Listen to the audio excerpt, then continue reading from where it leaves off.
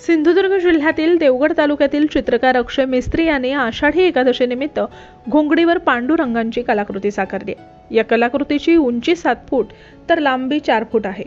वारकरी आषाढी एकादशीला पावसातून वारीसाठी जात असतात, त्यावेळी बरेचदा घोंगडीचा वापर केला जातो।